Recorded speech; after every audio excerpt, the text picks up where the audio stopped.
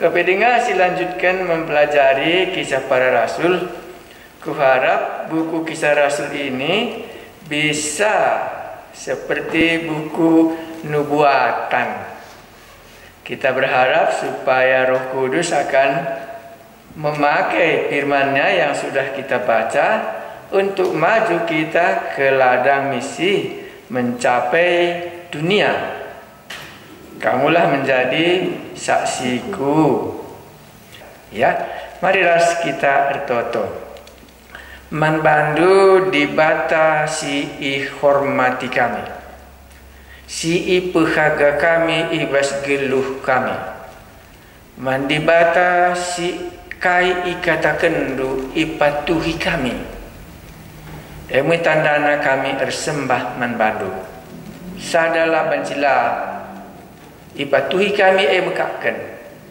Maka Yesus ngenca dalam pengampunan dosa kami. Sebab nindu man kalak pangpangan o anakku dosandu enggo ia lemi. Ngasa genduari ikatakan kami bujuk Tuhan kami Yesus sebab enggo dosa kami ia lemindu. Pulah kami ibas kebiaran neraka bicara laban cilampe reh tapi kami lanai bengket kubas neraka ban enggo anak domba Allah melalui Yesus Tuhan kami enggo nasabkan dosa kami sangaka mati ikai persila sembah kami man bandu kamu dibata kami si tuhu-tuhu Yesus juru selamat kami. Amin.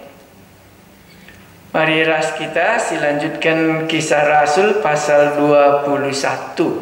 Kisah Rasul ini lawan silang mesti kita mengaku ya pekerjaan Allah semakin hari semakin luas. Ini masuk kita kisah Rasul 21. Paulus di Tirus dan di Kaisarea. Ayat 1. Sesudah perpisahan yang berat itu, bertolaklah kami dan langsung berlayar menuju Kos. Keesokan harinya, sampailah kami di Rodos dan dari situ kami ke Patara. Di Patara kami mendapat kapal yang hendak menyeberang ke Fenisia. Kami naik kapal itu lalu bertolak. Kemudian tampak Siprus di sebelah kiri, tetapi kami melewatinya dan menuju ke Syria. Akhirnya tibalah kami di Tirus, sebab muatan kapal harus dibongkar di kota itu. Ayat 1 dan ayat 3, apa yang kami tafsirkan dalam cerita ini? Pasti isinya bukan pertobatan dan bukan juga mengenai percaya. Pasti kami katakan, oh dulu waktu mereka ini mengabarkan misi, waktu Paulus tidak naik kapal terbang dia. Itulah kesan kita yang pertama ya. Oh naik kapal rupanya dia. Lantas dikatakannya juga untuk membongkar muatan kapal itu harus lagi singgah satu kota ke kota lain. Makanya pengangkutan umum itu rupanya dipakai Tuhan untuk mengabarkan Injil di mana hamba-hambanya ada di dalam. Itu mungkin kesan kita. Oh, pada zaman ini lama-lama lupanya perjalanan.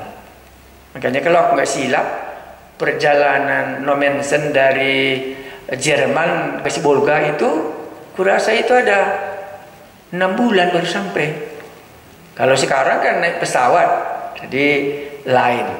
Ayat 4. Di situ kami mengunjungi murid-murid dan tinggal di situ 7 hari lamanya. Oleh bisikan Roh, murid-murid itu menasihati Paulus supaya ia jangan pergi ke Yerusalem. Jadi rupanya di kota ini pun di Tirus sudah ada murid, sehingga mereka di situ 7 hari. Kenapa 7 hari ya? Mungkin kapalnya ini sedang muat barang.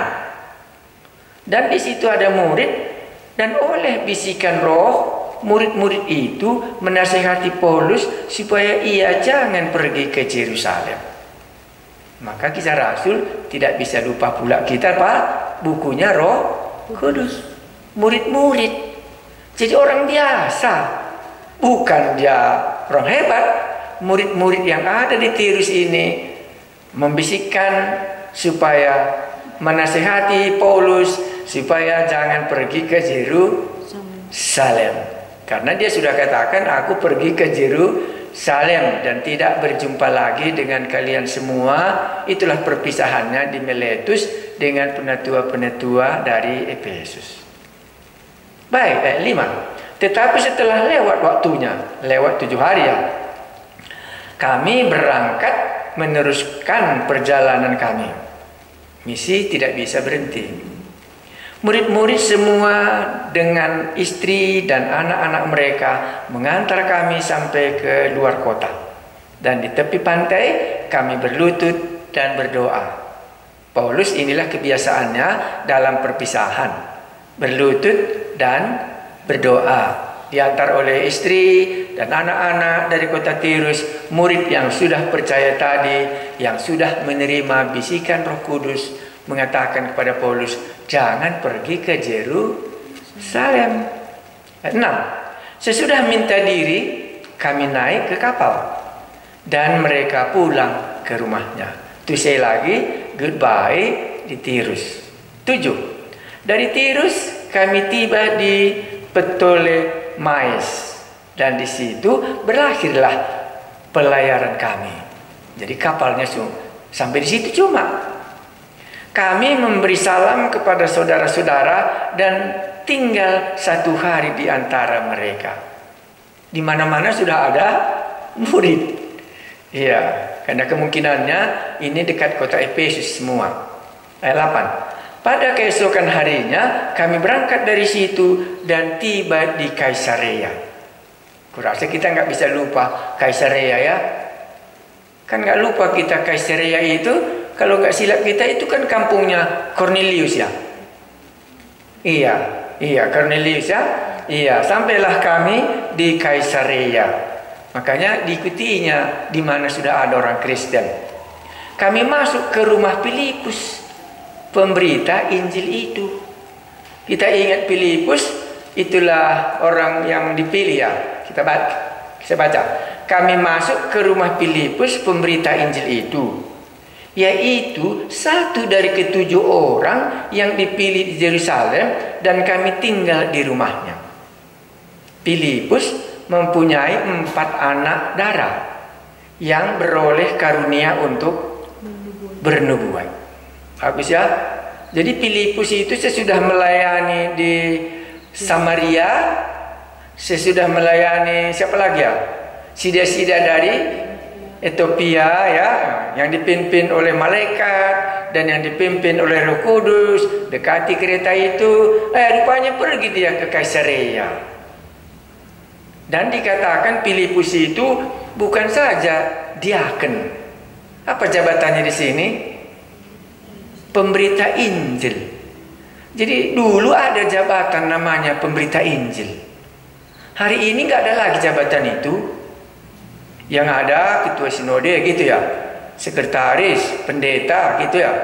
Nah, tapi dulu ada namanya Filipus ini, selain dia diakonnya dia melayani meja waktu di Yerusalem itu, disebut dia seorang pemberita Injil. Maka dia memberitakan Injil di Samaria, memberitakan Injil kepada sida-sida dari Ethiopia. Rupanya sesudah itu pergilah dia ke Kaisarea. Lewatlah Paulus di situ. Nah, dan dikatakan juga ada 4 anak darahnya. Ya, bagus diceritakan keluarga. Makanya misi itu tidak boleh dipisahkan dari orang. Karakternya masing-masing ya. Nah, Filipus mempunyai 4 anak darah. Ia sebagai penginjil kan gitu tadi ya. Iya, yang pernah dia di Yerusalem kan gitu. Dan di situ mereka tinggal, dan anak-anaknya itu beroleh karunia untuk bernubuat. Jadi bagus ya. Setelah beberapa hari kami tinggal di situ, datanglah dari Judea seorang nabi bernama Agabus lagi. Memang Agabus ini dekat dengan Paulus ya. Waktu dia di Antioquia juga, Agabus juga menyatakan, oh muncul daerah kemiskinan di Yerusalem, maka mari kita kumpulkan supaya kita antarkan persembahan. Baik, ayat 11. Ia datang pada kami, lalu mengambil ikat pinggang Paulus. Jadi Agabus ini sebagai nabi ya, nabi dia. Sambil mengikat kaki dan tangannya sendiri, ia berkata, ini Agabus yang ambil ikat pinggang Paulus, tapi diikatkannya kepada dirinya sendiri. Demikianlah kata Roh Kudus. Nah, jadi Alkitab, kalau kisah Rasul, seringkali demikianlah kata Roh Kudus. Kalau dulu Yesus yang berkata kepada murid-muridnya, sekarang Roh Kudus yang berkata. Beginilah orang yang empunya ikat pinggang ini akan diikat oleh orang-orang Yahudi di Yerusalem dan diserahkan ke dalam tangan bangsa-bangsa lain. Jadi tadi ada juga anak darah yang bernubuat. Di sini ada lagi Agabus yang bernubuat menjelaskan bahwa yang punya ikat pinggang ini, katanya ya, iya, bahwa dia akan diikat kalau dia sampai di Yerusalem dan diserahkan kepada bangsa-bangsa lain. Yang menangkapnya orang Yahudi, tapi akhirnya diserahkan dia kepada bangsa-bangsa lain.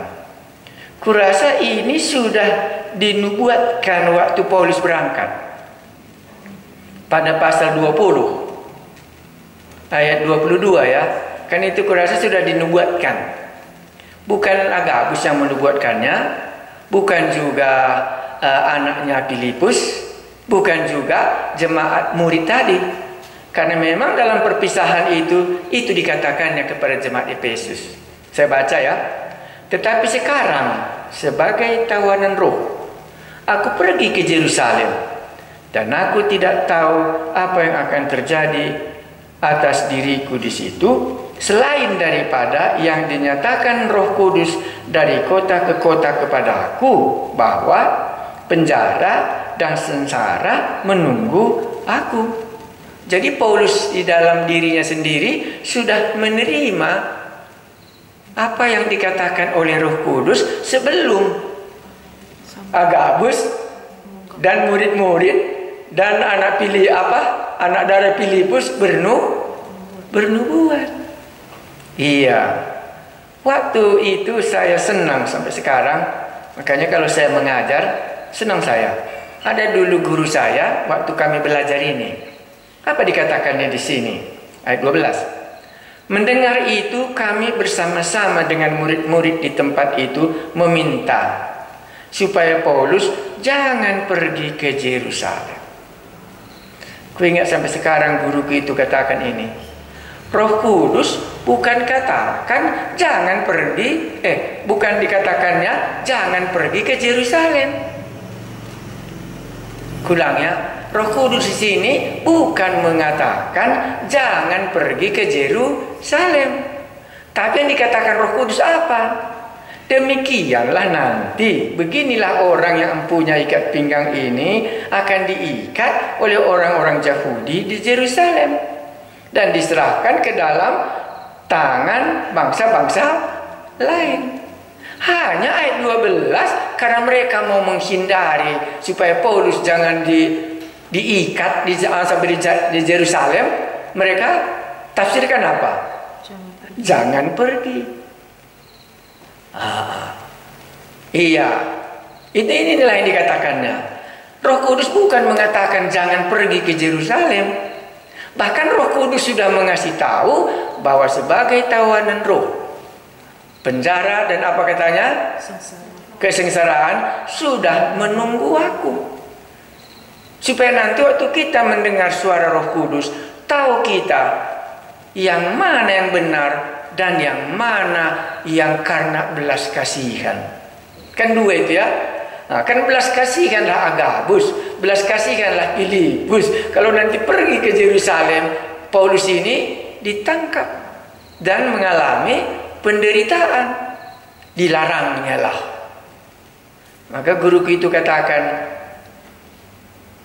Paulus yang bisa membaca isi suratnya dari Roh Kudusnya sendiri.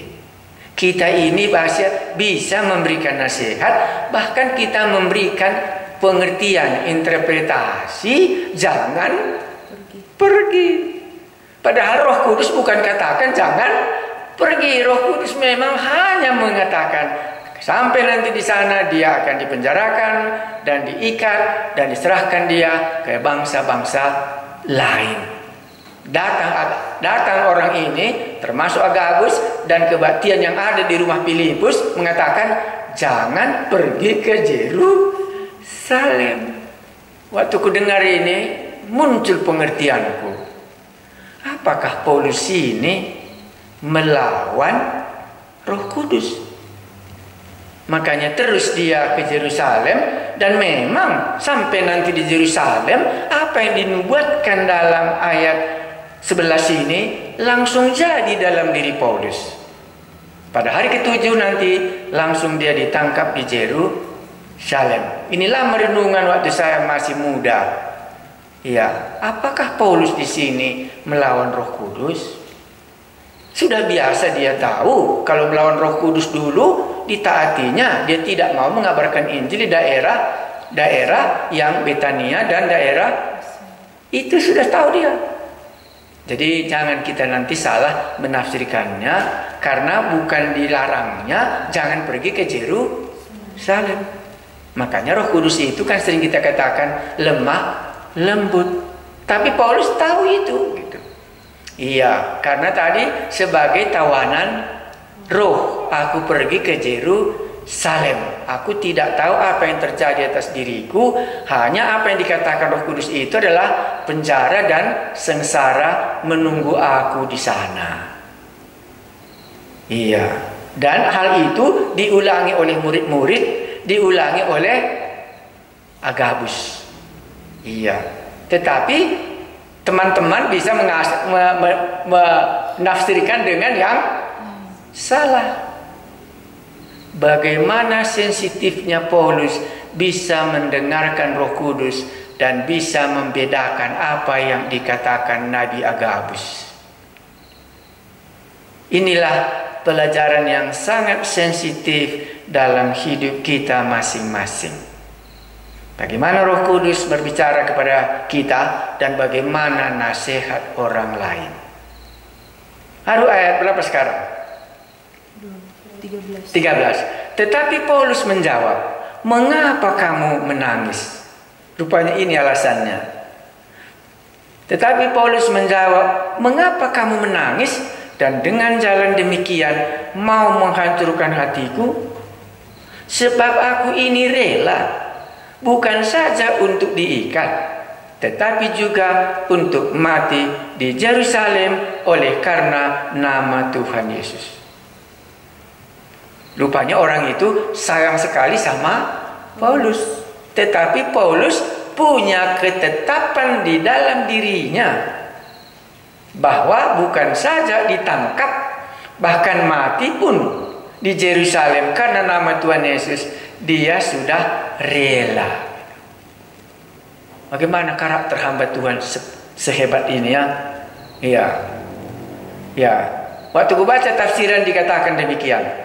Karena memang katanya Tuhan Yesus juga mengatakan hal itu. Marilah kita pergi ke Yerusalem, dan murid-murid banyak yang tidak setuju. Maka sama Paulus dengan Tuhan Yesus dalam hal ini sama. Tidak mau menghindari kesengsaraan walaupun itu harus dihadapinya. Wah, ini sensitif suara Roh Kudus. Kalau Anda nanti boleh sampai, dan kita berharap supaya pimpinan Roh Kudus dalam hidup kita seperti ini sensitifnya. Makanya berani Paulus katakan, hendaklah engkau penuh dengan Roh Kudus. Ya, mari ayo kita baca. Kalau begitu, sebab aku ini rela bukan saja untuk diikat, tetapi juga untuk mati di Yerusalem oleh karena nama Tuhan Yesus. Karena itu, karena ia tidak mau menerima nasihat kami. Di sini kata kuncinya. Jadi apakah persekutuan ini memberikan nasihat kepada Paulus salah? Di sini rahasia yang terbesar. Karena ia tidak mau menerima nasihat kami. Kami menyerah dan berkata, jadilah kehendak Tuhan. Sama dengan doa di Taman Getsemani. Jadilah kehendakmu, bukan kehendakku. Jadi jemaat itu menyerah. Jadilah kehendak Tuhan dalam semua situasi ini. Tapi jangan lupa, Paulus tidak menghindari kesulitan karena Injil dapat disampaikannya dalam kesulitan itu. Waktu kita ingat filmnya zamannya Nuh, semakin banyak hujan turun, semakin cepat kapalnya naik. Maka semakin banyak penderitaan Paulus, semakin cepatlah Injil itu tersebar. Itulah di sini, jadilah kehendak Tuhan. Tapi Paulus teruji di sini dengan ucapannya, sebab aku ini rela bukan saja untuk diikat, tetapi juga untuk mati di Yerusalem. Ini sama dengan cerita Tuhan Yesus di mana murid-murid berkata, jangan kita pergi ke Yerusalem. Oke, sampai di situ adalah perpisahan mereka di mana tadi di rumahnya Filipus sebagai pekabar Injil tadi. Sesudah beberapa hari lamanya tinggal di Kaisarea, berkemaslah kami lalu berangkat ke Yerusalem. Iya, dengan semua pimpinan Roh Kudus yang sudah ada di dalam dirinya. Mungkin tadi malam kurang sedikit saya katakan apa maksudnya ditawan oleh Roh Kudus. Karena ini cuma ada di dalam Kisah Para Rasul. Kenapa dipakai istilah tawan? Jawabnya tidak payah. Karena ini istilah ditawan sama dengan orang penjara ditawan, diikat. Sebagaimana nanti di sini Paulus kan diikat. Nah, jadi dia sama halnya Roh Kudus itulah menawan dia, mengikat dia supaya terus berjalan apa yang ditetapkan oleh Roh Kudus itu di dalam dirinya. Itu maka dipakai, aku berangkat ke Yerusalem sebagai tawanan roh. Roh itulah yang mengikat aku untuk pergi ke Yerusalem. Sesudah beberapa hari lamanya tinggal di Kaisarea, berkemaslah kami lalu berangkat ke Yerusalem. Kalau kita berhenti di sini sebentar, berapa banyaklah kesan yang ada di dalam diri Paulus mengenai apa yang akan menimpa dirinya waktu dia sampai di Yerusalem. Sudah penuhlah dia semua, baik nasihat murid maupun Agabus, maupun anaknya Filipus, maupun dia sendiri. Makanya pimpinan Roh Kudus nggak mungkin oleh satu orang saja. Tapi di sini dia menolak apa yang dikatakan oleh kebaktian ataupun persekutuan yang ada di Kaisarea. Karena dia lebih tahu tujuannya ke Yerusalem. Itulah tadi yang dikatakan guruku, Paulus, Roh Kudus bukan mengatakan jangan pergi ke Yerusalem. Roh Kudus hanya mengatakan apa?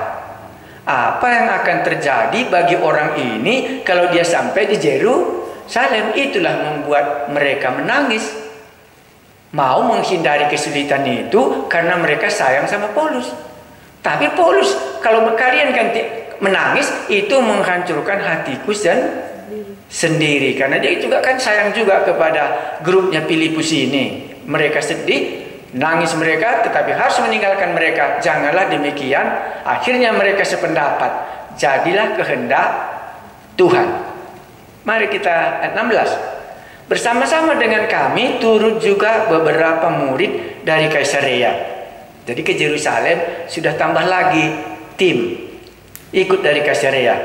Mereka membawa kami ke rumah seorang yang bernama Manason. Jadi sampai di Yerusalem, kemana dia nanti singgah kan begitu? Oh, ini ke rumahnya Manason. Kemungkinan Manason ini orang dari Siprus, dari mana tadi, dari Kaisarea ya? Oh maaf, dari Siprus. Ia dari Siprus. dan sudah lama menjadi murid. Kami akan menumpang di rumahnya. Ya, jadi memang dia numpang di rumah Manason yang berasal dari Siprus waktu misinya yang pertama. Ayat 17. Ketika kami tiba di Yerusalem, semua saudara menyambut kami dengan sukacita. Iya. Pada keesokan harinya, pergilah Paulus bersama-sama dengan kami mengunjungi Yakobus. Semua penatua telah hadir di situ. Ini Yakobus, saudaranya Tuhan Yesus. Karena Yakobus rasul yang dipilih oleh Tuhan Yesus sudah dipenggal kepalanya oleh Raja Herodes. Maka di sini Yakobuslah yang menggantikannya karena dua saudaranya Tuhan Yesus bertobat sesudah Tuhan Yesus naik ke surga. Satu Yakobus ini, satu nanti Judas yang menulis surat Judas. Dan semua penatua telah hadir di situ. Jadi hadir lagi penatua seperti sidang Kisah Rasul pasal 15. Karena situ juga Yakobus nampaknya sampai di sini masih tetap dia di Yerusalem walaupun dianiaya, tetapi nampaknya dia terus memelihara jemaat yang ada di Yerusalem. Yang kita katakan itu Mother Church itu masih diteruskan di sana, dipelihara oleh Allah. Ayat 19. Paulus memberi salam kepada mereka. Ini maksudnya kepada Yakobus dan kepada penatua-penatua tadi. Lalu menceritakan dengan terperinci apa yang dilakukan Allah di antara bangsa-bangsa lain oleh pelayanannya. Itu memang kebiasaan misi. Kalau kita pulang, kita harus menceritakan apa yang dilakukan Allah selama mereka meninggalkan Yerusalem, meninggalkan daerah Kaisarea. Diceritakannya lah kepada jemaat Mother Church yang ada di Yerusalem. Ayat 20. Mendengar itu mereka memuliakan Allah. Bagus ya. Lalu mereka berkata kepada Paulus. Ini kumpulan tadi. Saudara, lihatlah. Beribu-ribu orang Yahudi telah menjadi percaya.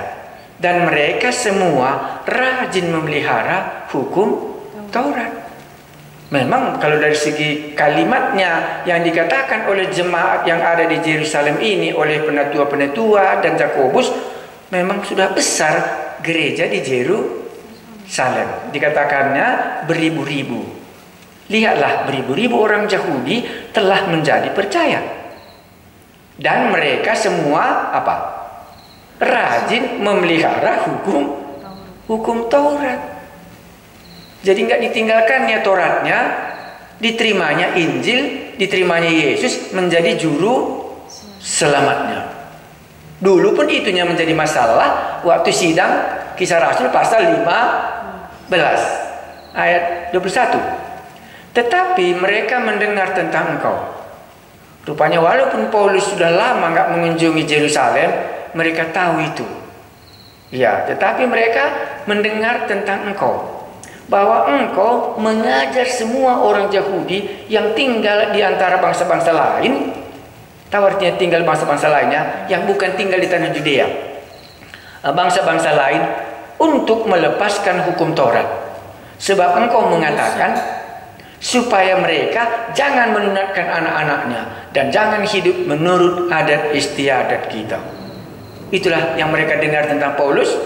Dan sekarang kalau demikian katanya 22. Jadi bagaimana sekarang?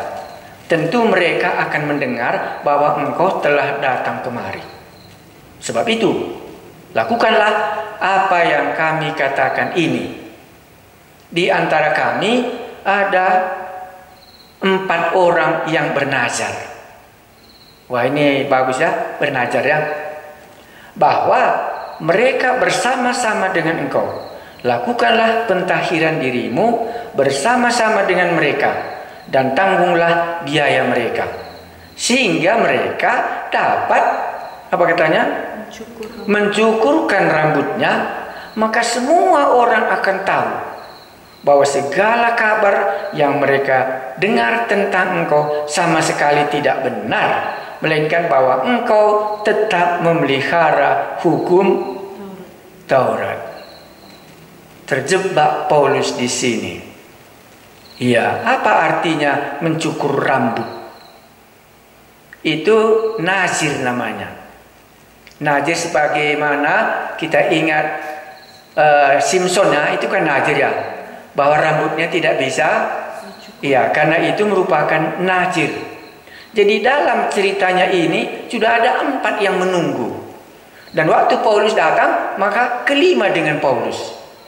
Rupanya biayanya harus Paulus yang tanggung. Karena itu adalah salah satu ibadat mereka tetap melakukan tradisi menurut undang-undang Taurat mereka.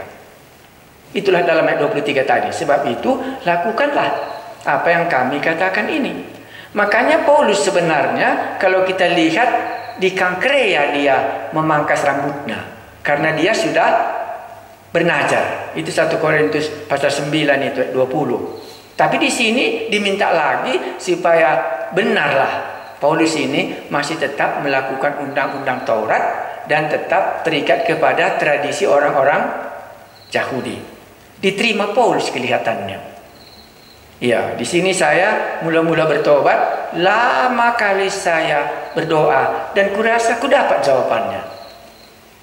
Karena waktu itu belum belajar sedalam hebat ya. Tetapi tahu aku, tapi bisa salah pengertianku.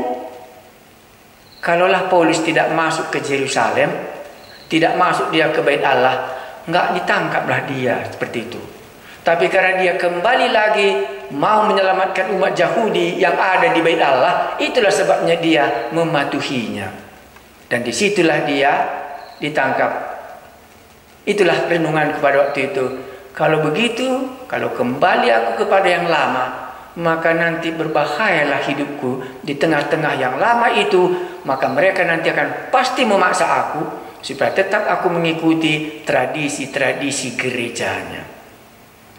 Karena inilah aplikasinya waktu saya masih muda dan sudah saya baca itu sehingga saya mengerti. Mari kita lanjutkan apa yang terjadi.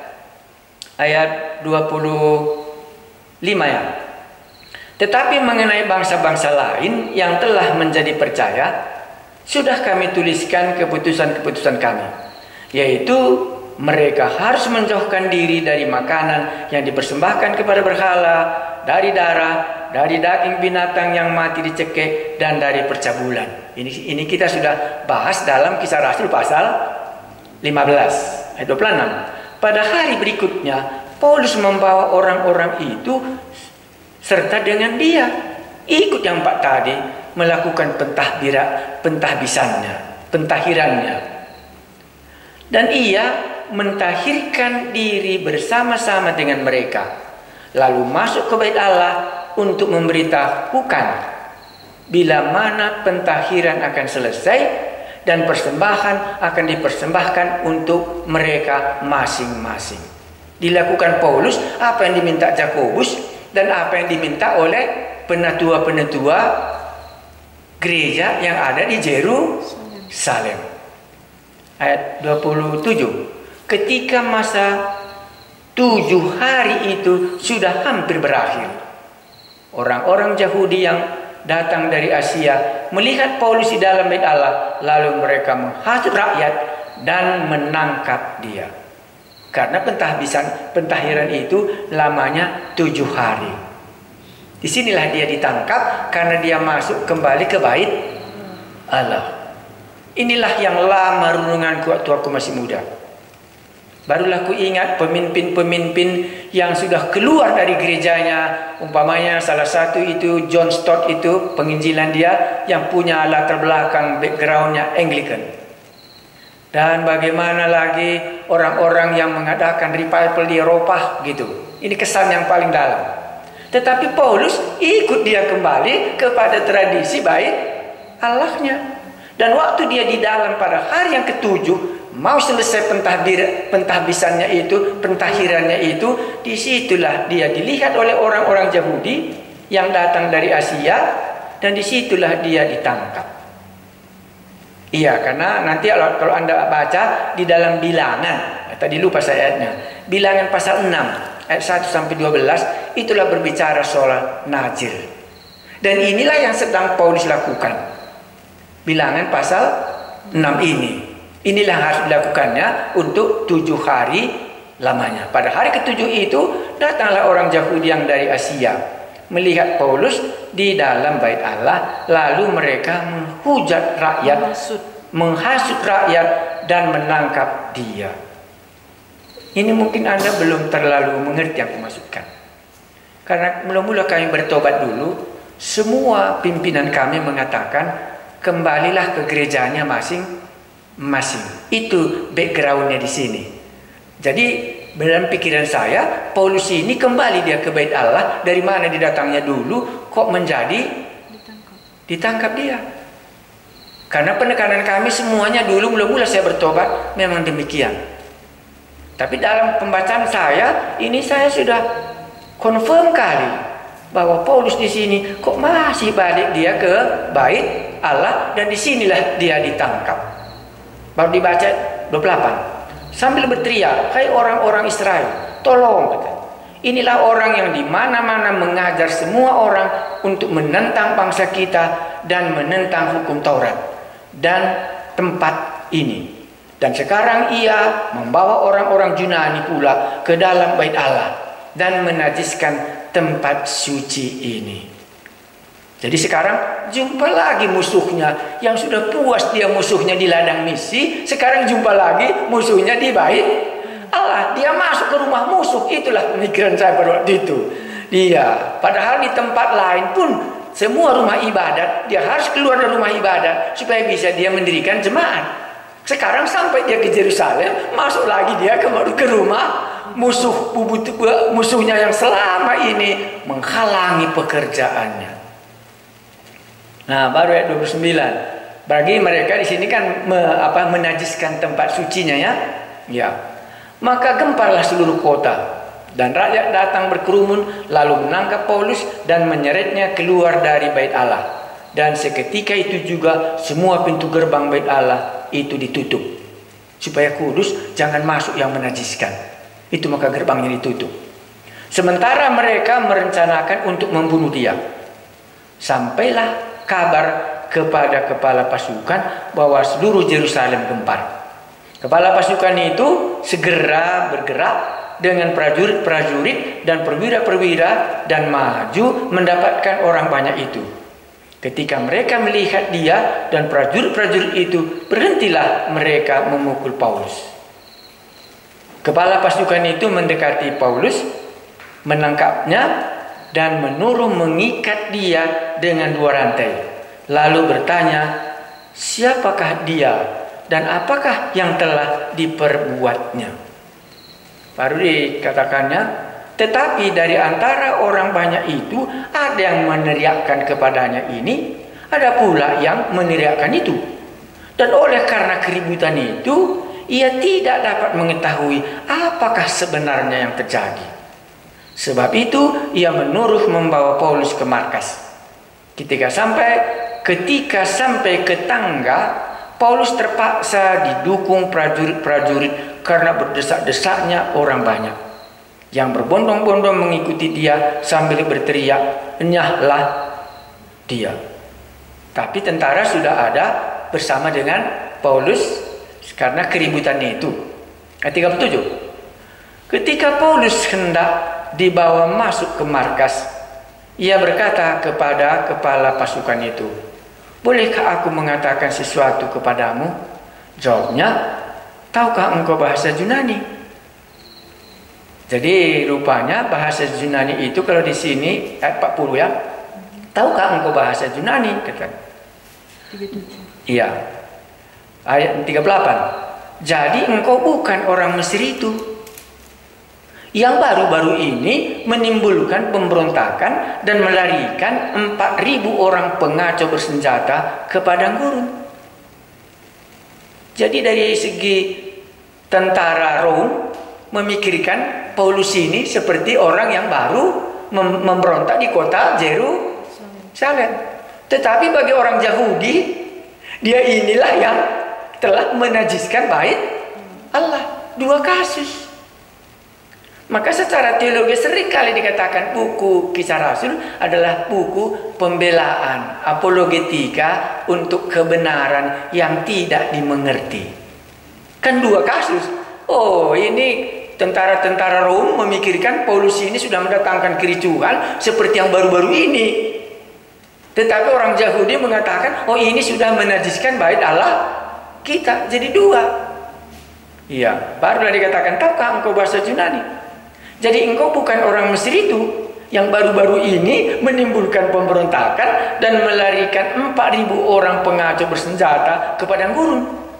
Paulus menjawab, aku adalah orang Yahudi dari Tarsus, warga dari kota yang terkenal di Kilikia. Jadi memang Tarsus itu merupakan kota yang terkenal, asal usulnya orang baik. Iya, itu di sini. Di Kilikia. Aku minta supaya aku diperbolehkan berbicara kepada orang banyak itu. Iya. Sesudah Paulus diperbolehkan oleh kepala pasukan, pergilah ia berdiri di tangga dan memberi isyarat dengan tangannya kepada rakyat itu. Ketika suasana sudah tenang, mulailah ia berbicara kepada mereka dalam bahasa Ibrani, katanya. Jadi rupanya waktu saya mempelajari ini ayat 40 ini, bahasa Aram itu antara bahasa Ibrani dengan bahasa Yunani. Jadi kalau bahasa Yunani ini di sini dikatakannya itu dipakai untuk ilmu perdagangan. Iya, jadi itu bahasa dipakai dalam berdagang. Tapi kalau bahasa Aramik ataupun bahasa Ibrani itu dipakai oleh orang Yahudi di dalam ibadahnya. Tetapi kalau negara resmi secara pemerintahan, mereka pakai bahasa Latin. Makanya 3 bahasa pada zamannya ini. Dan di sini Paulus memakai bahasa Ibrani, kemungkinannya itu bahasa Aramaik. Bahasa Ibraninya itulah bahasa perjanjian lama. Ya, jadi dia tahukah engkau bahasa Yunani? Ya, tahulah Paulus berbahasa Yunani sebagai ilmu perdagangan, bahasa itu. Tetapi karena bukan itu dipakainya. Karena dia sebagai orang Yahudi mahir dalam bahasa Ibrani. Itulah dia. Ayat 1. Hai saudara-saudara dan bapak-bapak, dengarkanlah apa yang hendak kukatakan kepadamu sebagai pembelaan diri. Ya, jadi nggak salah ya. Jadi kisah Rasul ini merupakan pembelaan apologetika kalau orang salah mengerti. Kan mulai terus mereka salah mengerti. Mabuk anggur katanya ya, kan salah mengerti mereka di situ. Oh, kami ini bukan mabuk anggur katanya ya. Ini juga ya, sudah menajiskan bait Allah katanya lagi kan. Salah mengerti orang itu. Iya, makanya buku apologetika seringkali disebut. Ketika orang banyak itu mendengar ia berbicara dalam bahasa Ibrani, makin tenanglah mereka. Ia berkata, aku adalah orang Yahudi lahir di Tarsus, di tanah Kilikia, tetapi dibesarkan di kota ini sebagai murid Gamaliel ya, dididik dengan teliti di bawah pimpinan Gamaliel dalam hukum nenek moyang kita. Kita katanya karena mereka sama, sehingga aku menjadi orang yang giat bekerja bagi Allah, sama seperti kamu semua pada waktu ini. Dan aku telah menganiaya pengikut-pengikut jalan Tuhan sampai mereka mati. Laki-laki dan perempuan kutangkap dan kuserahkan ke dalam penjara. Ini pasti kita ingat nostalgianya waktu membunuh Stefanus. Ya, ini ceritanya dia. Dan aku telah menganiaya pengikut jalan Tuhan sampai mereka mati, laki-laki dan perempuan kutangkap dan kuserahkan ke dalam penjara. Tentang hal itu, baik imam besar maupun majelis tua-tua dapat memberi kesaksian. Kenapa? Karena dia minta surat dari majelis yang ada di Yerusalem waktu dia mau pergi ke Damaskus. Ya, dari mereka aku telah membawa surat-surat untuk saudara-saudara di Damsyik, dan aku telah pergi ke sana untuk menangkap penganut-penganut jalan Tuhan yang terdapat juga di sini dan membawa mereka ke Yerusalem untuk dihukum. Nah, barulah ayat 6 dia mulai menceritakan hidup barunya. Tetapi dalam perjalananku ke sana, ketika aku sudah dekat Damsyik, yaitu waktu teduh tengah hari, Tiba-tiba memancarlah cahaya yang menyilaukan dari langit mengelilingi aku. Maka rebahlah aku ke tanah, dan aku mendengar suatu suara yang berkata kepadaku, Saulus, Saulus, mengapa engkau menganiaya aku? Jadi ini merupakan kesaksian Paulus yang kedua ditulis dalam Kisah Para Rasul. Nanti satu lagi itu pasal 26. Jadi ini dia berbicara, berikan kesaksiannya kepada orang Yahudi. Karena memang panggilannya kan orang Yahudi, baru orang yang bukan Yahudi, dan kepada raja-raja. Jawabku, siapakah engkau Tuhan? Katanya, akulah Yesus orang Nazaret yang kau aniaya itu. Dan mereka yang menyertai aku memang melihat cahaya itu, tetapi suara dia yang berkata kepada aku tidak mereka dengar. Maka kata Tuhan, apakah yang harus kuperbuat? Maka kataku, Tuhan, apakah yang harus aku perbuat? Kata Tuhan kepada aku, bangkitlah dan pergilah ke Damsyik. Di sana akan diberitahukan kepadamu segala sesuatu yang ditugaskan kepadamu. Dan karena aku tidak dapat melihat oleh karena cahaya yang menyilaukan mataku itu, maka kawan-kawan seperjalananku memegang tanganku dan menuntun aku ke Damsyik. Di situ ada seorang bernama Ananias. Diingatkannya, nostalgianya beberapa puluh tahun yang lalu. Seorang saleh yang menurut hukum Taurat, yang terkenal baik di antara semua orang Yahudi yang ada di situ. Dia datang berdiri di dekatku dan berkata, Saulus saudaraku, bukalah matamu dan melihatlah. Dan seketika itu juga aku melihat kembali dan menatap dia. Lalu katanya, Allah nenek moyang kita telah menetapkan engkau untuk mengetahui kehendaknya, untuk melihat yang benar dan untuk mendengar suara yang keluar dari mulutnya. Sebab engkau harus menjadi saksinya terhadap semua orang tentang apa yang kau lihat dan yang kau dengar. Dan sekarang, mengapakah engkau masih ragu-ragu? Bangunlah, berilah dirimu dibaptis, dan dosa-dosamu disucikan, sambil berseru kepada nama Tuhan. Sesudah aku kembali di Yerusalem, dan ketika aku sedang berdoa di bait Allah, rohku diliputi oleh kuasa ilahi. Aku melihat dia yang berkata kepadaku, lekaslah, segeralah tinggalkan Yerusalem, sebab mereka tidak akan menerima kesaksianmu tentang aku. Ini tahu ceritanya di mana? Itulah sebabnya makanya datang Barnabas membawa dia ke Tarsus. Iya, ini pertama kali Paulus meninggalkan Damsyik sesudah diturunkan dari keranjang itu. Pergilah dia ke Yerusalem, dan dia di sana dia berikan kesaksian, dan dia ditolak, dan Roh Allah berbicara kepadanya, tinggalkan Yerusalem karena kesaksianmu tentang aku tidak akan didengar dalam kota ini. Inilah membuat waktu aku membacanya lebih berinding lagi buluku waktu membacanya. Kalau memang demikian, kenapa lagi Paulus ini mau datang ke Yerusalem, ke bait Allah, tempat yang sama di mana Allah sudah mengatakan kepadanya bahwa bait Allah ini tidak akan menerima kesaksianmu tentang aku. Kok itulah gara-garanya maka dia ditangkap. Itulah pengertianku waktu aku masih muda membaca Alkitab itu.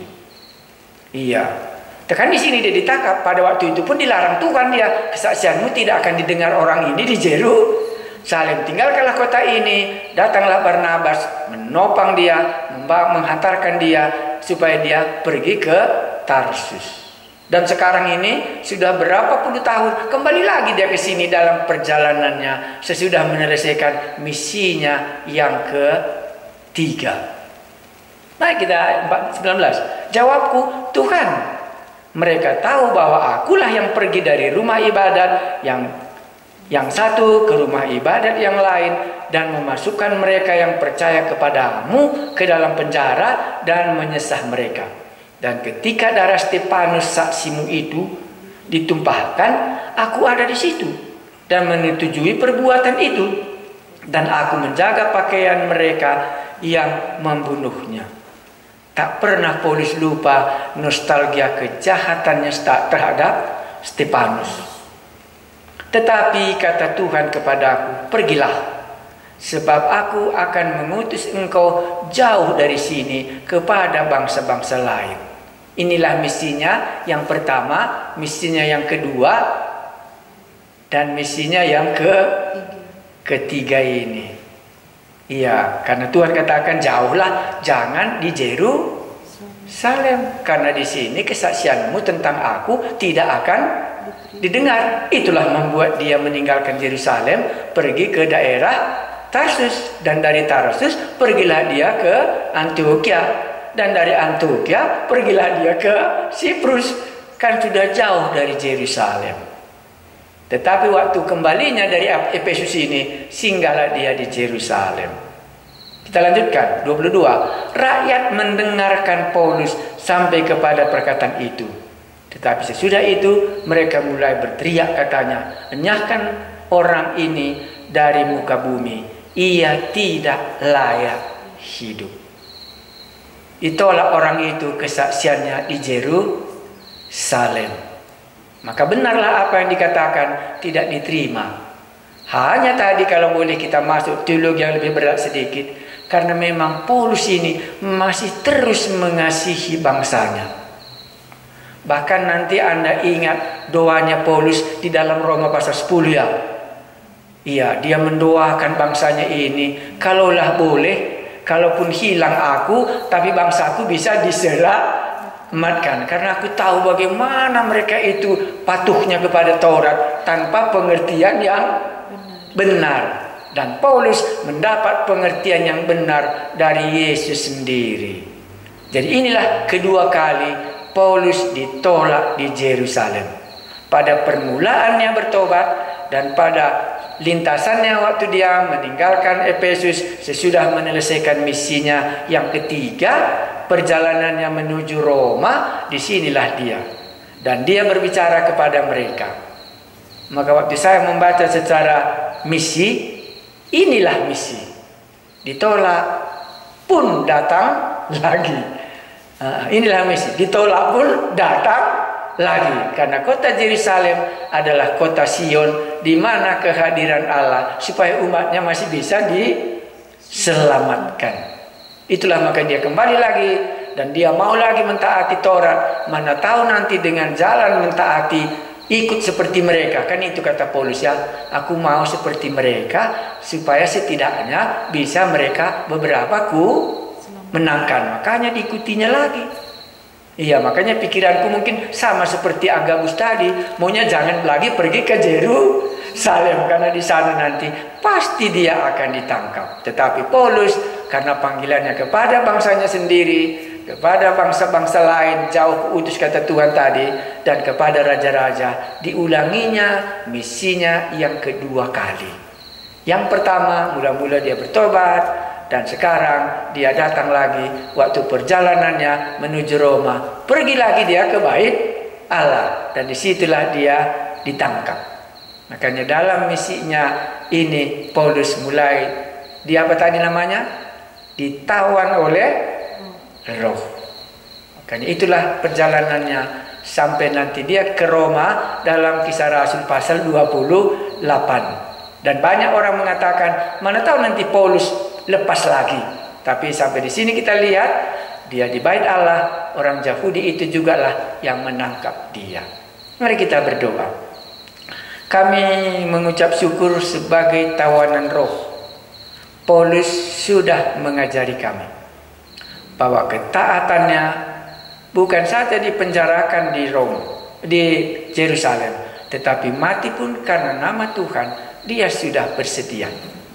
Karena dia begitu mengasihi bangsanya, mengasihi bait Allah, karena mereka begitu giat melakukan undang-undang Taurat mereka, tapi tanpa pengertian yang benar. Kami mengucap syukur kalau ada di antara kami Roh Kudus memimpin kami, supaya kami tidak mendengarkan nasihat orang lain, tetapi kami sendiri dengan intun bagaimana Roh Kudus memimpin sampai apa yang Tuhan tetapkan dalam diri Paulus akan terjadi. Kami mengucap syukur bahwa Roh Kudus senantiasa berbicara, baik Agabus maupun murid-murid maupun anak-anak Filipus maupun dalam hidup Paulus sendiri. Kami sangat bersuka cita melihat Paulus bagaimana Roh Kudus dekat kali dengan dia. Karena itu kami rindu supaya Roh yang sama memimpin kami lagi dalam abad yang akan datang di mana kami hidup, sehingga Injil bisa sampai ke tempat yang Tuhan tetapkan. Dalam nama Tuhan Yesus kami berdoa. Amin.